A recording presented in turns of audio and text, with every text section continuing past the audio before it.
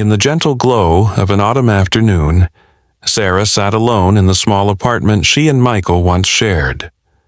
The walls were lined with memories, photos, postcards, concert tickets, fragments of a life paused too soon. Michael had been gone for almost a decade now, but Sarah still held on to the last thing he ever gave her, a worn envelope, sealed and addressed to her in his handwriting. The doctors called it a terminal illness, swift and unrelenting. Friends said it was time to move on, to find peace in living. But Sarah couldn't let go, not yet. Michael had been her whole world, the melody to her lyrics, the calm to her storm. They had promised each other forever, in laughter and tears, and she intended to keep that promise. Every Sunday, Sarah sat at the kitchen table with a cup of coffee, the envelope in front of her. She never opened it, fearing the finality it might bring. Instead, she read aloud the letters Michael had written during his last months, words full of hope, love, and dreams for a future they might never have. Her voice was soft, steady, carrying the weight of years and the warmth of memories. Neighbors often heard her singing Michael's favorite songs through the thin walls, a tender tribute that never wavered. For Sarah, those Sunday mornings weren't about sorrow. They were a sacred ritual, a way to keep Michael alive. One evening, as rain pattered against the window, Sarah sat by the fireplace, the envelope trembling in her hands.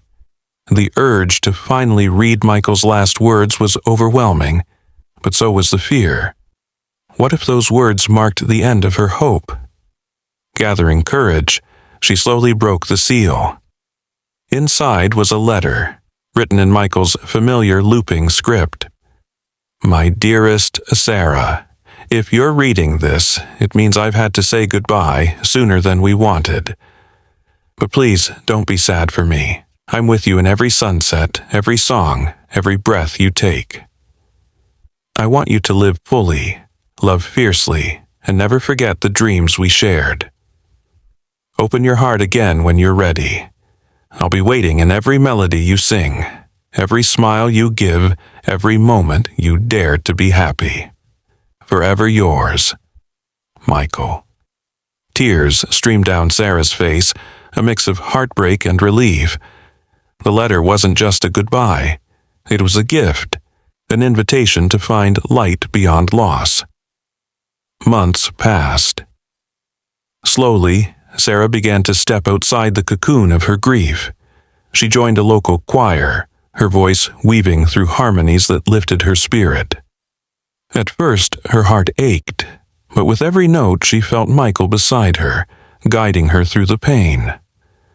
One crisp winter night after a concert, Sarah walked home under a sky full of stars. She stopped beneath a street lamp, took a deep breath, and whispered into the cold air, "Thank you, Michael." From somewhere deep inside, a quiet strength blossomed. Sarah realized love wasn't about holding on so tightly it broke her. It was about carrying someone in her heart, even as she moved forward. Her days became filled with music and laughter once more, a testament to a love that never truly ended. Sarah knew she could face the future because she had kept her promise, not by holding him back, but by letting his love set her free. And somewhere, beyond the stars and the silence, Michael's voice joined hers in a timeless song.